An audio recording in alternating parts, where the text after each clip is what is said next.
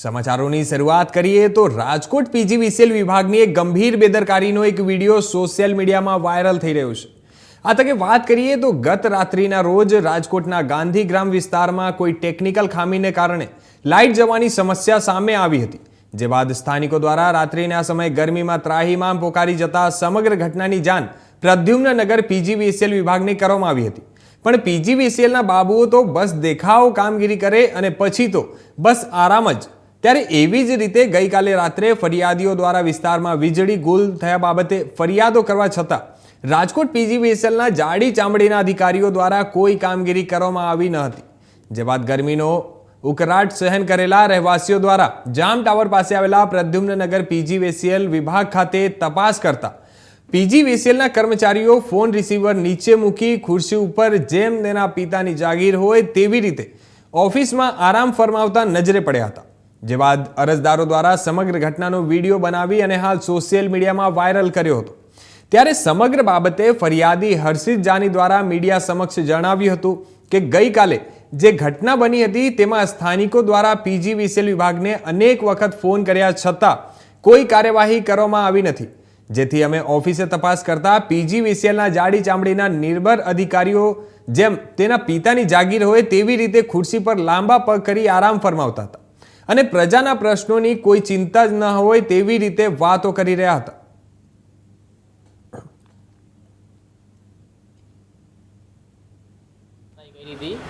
એને બધી આપને માહિતી આપેલ છે સોશિયલ મીડિયા દ્વારા, અને હું રૂબરૂ અહીંયા રાત્રે 3:15 આસપાસ આવ્યો, 1.5 કલાક પછી।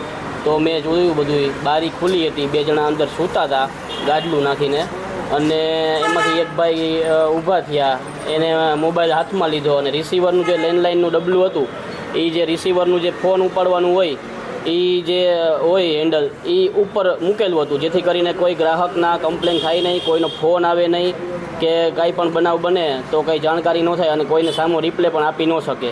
અને જે મોબાઈલનો જે નંબર રહ્યો એ પણ લાગતો નહોતો, એમાં વ્યસ્ત જ કન્ટિન્યુ આવતો હતો, એટલે વેઇટિંગ નહીં અને કોઈનો કાપી પણ ન શકે અને કોઈનો આવી પણ ન શકે। અમે અહીંયા આવ્યા પછી 10 મિનિટ પછી લાઇટ આવી ગઈ, અહીંથી એને ફોન કરીને કીધું કે આવી રીતના રૂબરૂ ગ્રાહક અહીં આવ્યા છે ને આવી રીતના બનાવ છે। એના અહીંના નાયબ એન્જિનિયર ભટ્ટ સાહેબ કરીને કોઈ છે, એને પણ મેં ફોન કર્યો હતો રાત્રે 3 વાગે, એને પણ આખી રિંગ ઉપાડેલ નથી, કારણ કે એ અધિકારી હોય તો એને બહુ ડિસ્ટર્બ જાજી રિંગ ન કરાય।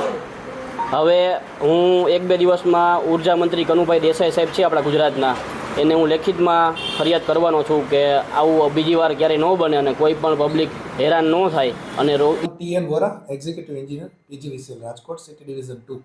સર, કાલે એક વિડીયો વાયરલ થયો છે કે રાજકોટના જામ ટાવર એમાં અધિકારીઓ રિસીવર અને મોબાઈલમાં વાત કરતા હોય છે અને ફરિયાદોનો નિકાલ નથી થતો। અચ્છા, ગઈકાલે જ પ્રાથમિક તપાસ માટે જ હું અત્રે આવેલો છું। ગઈકાલે છે ને 11 kV ગાંધીગ્રામ ફીડર એ ફોલ્ટમાં ગયેલો રાત્રે 2:05, અને ત્યાર પછી ફીડર ફોલ્ટમાં જાય એટલે ઘણી બધી ફરિયાદો એક સાથે આવતી હોય છે। ત્યાર પછી HT વિભાગ જે મોટી લાઇનને મેન્ટેન કરે છે એમને જાણ કરેલી, અને એ લોકોએ પોતે તાત્કાલિક પેટ્રોલિંગમાં નીકળી ગયેલા, પણ ફોલ્ટનું લોકેશન મળતા થોડી વાર લાગી, એટલે એ લોકોએ અહીંથી પ્રદ્યુમ્નનગર સબ ડિવિઝનમાંથી પણ 2 સ્ટાફને ત્યાં પેટ્રોલિંગમાં ગયેલા, અને અહીંયા એક એપ્રેન્ટિસ જે ટેલિફોન ઓપરેટર તરીકે અમારે કામ કરતા હોય છે, એક વ્યક્તિ અહીંયા હાજર હતા। કોઈપણ ગ્રાહકને ફરિયાદ નોંધાવવા માટે અમારી પાસે 19-1-22 એક સેન્ટ્રલાઇઝ કસ્ટમર કેર સેન્ટર છે। આ ઉપરાંત પ્રદ્યુમ્નનગરનો એક CUG નંબર પણ છે, અને એક આપણો BSNLનો જૂનો લેન્ડલાઇન નંબર પણ કાર્યરત છે। હવે આ દરમિયાન ફરિયાદોનો ધોધ વહેતા એપ્રેન્ટિસ જે છે એ અમારા જે CUG નંબર પર છે ત્યાંથી ગ્રાહકોની ફરિયાદો ગાંધીગ્રામ વિસ્તારની એટેન્ડ કરી, અને એમનું તેની સાથે વાતચીત ચાલુ હતી, અને મીનવાઇલ લેન્ડલાઇન ઉપરનો જે નંબર છે એ જે એમને ફરિયાદ જે વિડીયો વાયરલ થયેલો છે કે ક્રેડલ સે જાડું રાખેલું હતું, એવું એનાથી કરાય નહીં, કારણ કે એક ફોન ચાલુ હોય તો પણ બીજા ફોનમાં ગ્રાહકને ફોન ઉપાડીને એવું કહેવાય કે અમારા બીજામાં ચાલુ છે અને હું તમારું ફરિયાદ હમણાં લખું છું। એટલે કાલે ખૂબ જ ફરિયાદો આવી। જ્યારે ફીડર બંધ હોય છે ત્યારે હજારોની સંખ્યામાં ઘર અને દુકાનોના વીજ જોડાણમાં પાવર નથી હોતો, એટલે ફરિયાદોનો ઢગલો ખૂબ જ થતો હોય છે। છતાં આ બાબતે વિશેષ તપાસ કરી અને આવી ઘટનાઓ ન બને અને જવાબદાર કર્મચારી સામે અમે સ્ટ્રિક્ટ એક્શન લઈશું।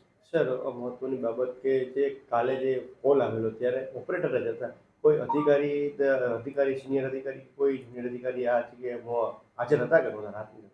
નાઇટ શિફ્ટમાં અમારે લાઇન સ્ટાફને કોલ સેન્ટરની અંદરના સેટઅપ પ્રમાણે 3 શિફ્ટમાં લાઇન સ્ટાફ અને ઓપરેટર આ રીતે હોય છે. એન્જિનિયરો જે છે અધિકારીઓ જે તમે કહો છો એ અધિકારીઓ રાતના ટાઈમમાં શિફ્ટ ડ્યુટીમાં હોતા નથી. સર કોના ઉપર પગલાં લેવા છે હવે, કારણ કે જે રીતે ગંભીર બેદરકારી સામે ઘણા લોકો હેરાન પણ થયા હતા?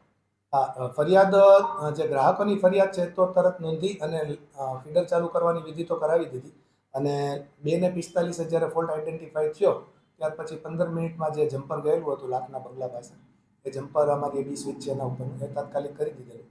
પણ ગ્રાહકની ફરિયાદો લઈ અને કાર્ય તો થઈ ગયેલ, પણ જે આ ઘટના બની કે જેમાં એમને ક્રેડલને કારણે અમુક ગ્રાહકોને જવાબ નથી આપી શક્યા બાબતમાં. તો રાજકોટ પીજીવીસીએલ વિભાગની ગંભીર એક બેદરકારીનો એક વિડીયો સોશિયલ મીડિયામાં હાલ વાયરલ થઈ રહ્યો છે. આ તકે વાત કરીએ તો ગત રાત્રિના રોજ રાજકોટના ગાંધીગ્રામ વિસ્તારમાં કોઈ ટેકનિકલ ખામીને કારણે લાઇટ જવાની સમસ્યાઓ સામે આવી હતી. જે બાદ સ્થાનિકો દ્વારા રાત્રિના સમયે ગરમીમાં ત્રાહિમામ પોકારી ઉઠ્યા હતા અને સમગ્ર ઘટનાની જાણ પ્રદ્યુમ્નનગર પીજીવીસીએલ વિભાગને કરવામાં આવી હતી. જે બાદ પણ પીજીવીસીએલના બાબુઓ તો બસ દેખાવ કામગીરી કરે અને પછી તો બસ આરામ જ કરતા હોય છે. ત્યારે એવી જ રીતે ગઈકાલ રાત્રે ફરિયાદીઓ દ્વારા વિસ્તારમાં વીજળી ગુલ બાબતે ફરિયાદો કરવા છતાં રાજકોટ પીજીવીસીએલના જાડી ચામડીના અધિકારીઓ દ્વારા કોઈ કામગીરી કરવામાં આવી ન હતી.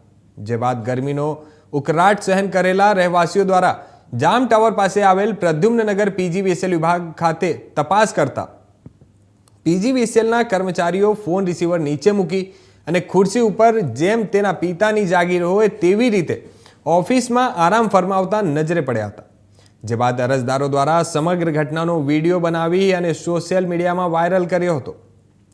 ત્યારે સમગ્ર બાબતે ફરિયાદી હર્ષિત જાની દ્વારા મીડિયા સમક્ષ જણાવ્યું હતું કે ગઈકાલે જે ઘટના બની તેમાં સ્થાનિકો દ્વારા પીજીવીસીએલ વિભાગને અનેક વખત ફોન કર્યા હોવા છતાં કોઈ પણ કાર્યવાહી કરવામાં આવી નથી.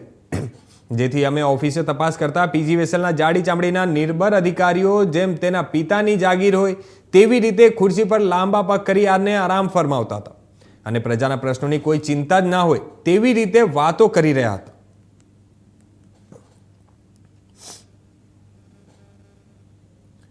હાલ રાજકોટથી જે સોશિયલ મીડિયામાં વિડીયો વાયરલ થઈ રહ્યો છે એમાં પીજીવીસીએલના અધિકારીઓ પર ગંભીર બેદરકારી સામે આવી છે. જેમાં રાજકોટ પીજીવીસીએલ વિભાગની ગંભીર બેદરકારીનો હાલ સોશિયલ મીડિયામાં વિડીયો વાયરલ થઈ રહ્યો છે. જો આ તકે વાત કરીએ તો ગત રાત્રિના રોજ રાજકોટ ગાંધીગ્રામ વિસ્તારમાં કોઈ ખામીના કારણે લાઇટ જતી રહી હતી.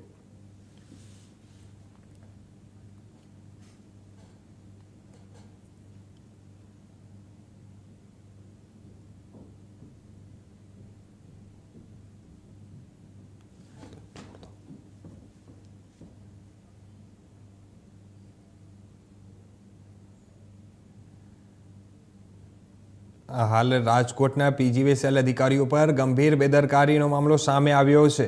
આ હાલ પીજીવીસીએલ અધિકારીના જે વિડીયો વાયરલ થઈ રહ્યો છે એમાં સોશિયલ મીડિયામાં આ સમગ્ર ઘટનાની વિડીયો વાયરલ થઈ રહી છે.